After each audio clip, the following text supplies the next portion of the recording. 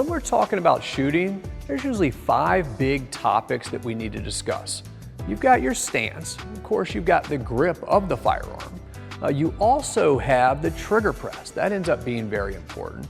We've got recoil management, and of course, you still have to aim the firearm as well. So we've got kinesthetic alignment or sight alignment, sight picture. Right now, let's discuss grip.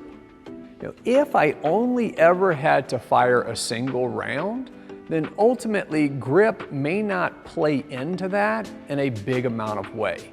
But in most of the time we're shooting, what are we doing? We're firing a string of fire, multiple rounds. So grip can become extremely important when we're talking about managing the recoil of the gun. We have 8 points on the grip. It's important that when we're holding the gun in that strong hand, that the meat of our strong hand is high up on the rear of that back strap. Trigger finger should already be indexed along the slide of the gun on the strong hand side of the firearm. But my strong hand thumb knuckle needs to be all the way around on the weak side of the gun to really be able to place the recoil that's happening properly in with my hand and my body. The fingers beneath the trigger guard need to be all the way up against the bottom of the trigger guard. So we've got 4 points on my strong hand. But I also have 4 points on the weak hand.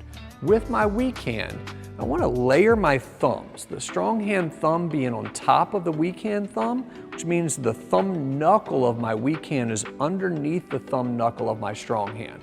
That's going to allow me to layer those thumbs to keep them high to be able to offset where that recoil is, but it's also going to help me put constant contact all the way around the frame of the gun to be able to help with recoil. So my fingers are parallel overlapping strong hand fingers, also underneath touching the bottom of the trigger guard itself. Weak hand thumb knuckle underneath strong hand thumb knuckle.